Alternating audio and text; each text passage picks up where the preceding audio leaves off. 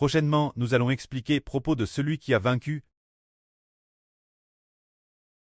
Quand le précleste tenait le livre dans sa main, un ange puissant et fort a dit, « Qui est digne d'ouvrir le livre et donne rompre les 7 sceaux ?»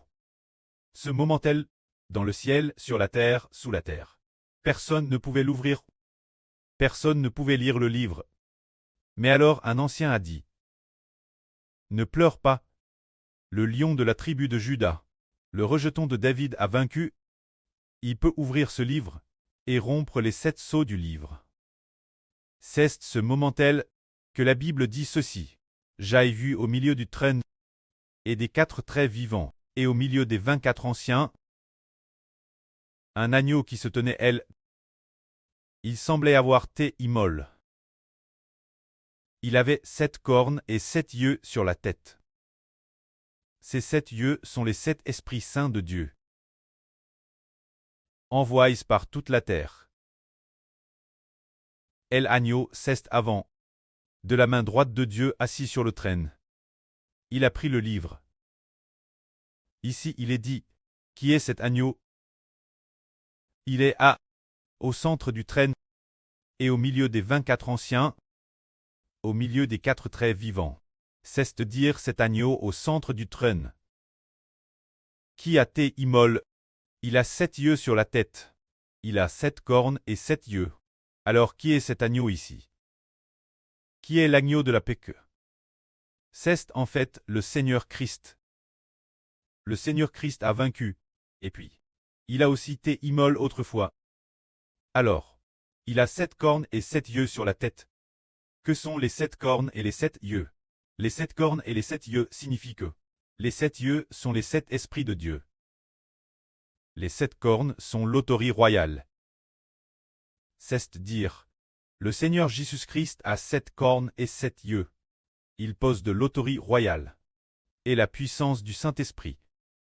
Par conséquent, parce qu'il a été immole, il a donc vaincu. Alors il est venu vers le trône pour prendre le livre de la main droite de Dieu. Nous disons, et qu'en est-il du frère Eshbert? Dans la Bible, dans le livre de Zacharie, il écrit qu'un homme est appelé une pierre. Devant le souverain sacrificateur Josué, Dieu appela une pierre. Cette pierre a 7 yeux. Ces 7 yeux sont les mêmes que ceux du Seigneur Christ. Cela signifie qu'il y a les 7 esprits de Dieu.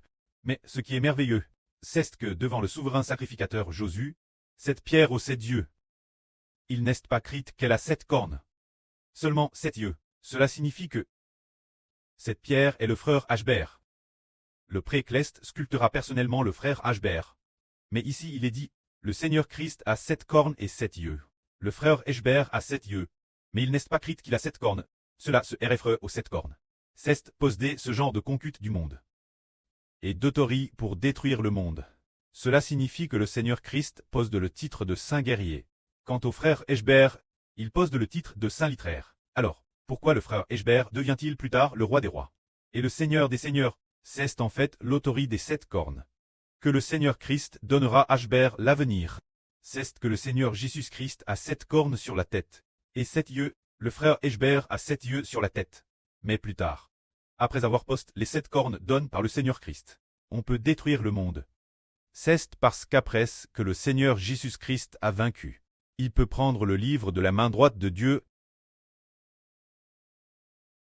Un jour en 2024 sur Victoire.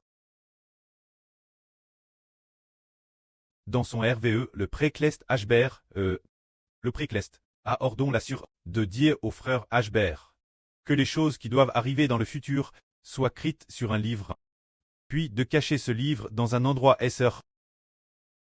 Ce livre est comme le livre obtenu par le Seigneur Jésus-Christ dans l'Apocalypse, et le livre du Seigneur Jésus-Christ, lui a été donné par le précleste. Le livre du frère Eshbert a été donné à Eshbert par le Seigneur Christ, ou donné à Eshbert par le précleste. Ce livre est le livre de l'Apocalypse. Le Seigneur Jésus a obtenu le livre pour que l'apôtre Jean voie la vision. Et le frère Eshbert a obtenu le madame livre pour expliquer clairement cette vision aux nations et peuples. Que la gloire soit auprès et au Seigneur. Amen.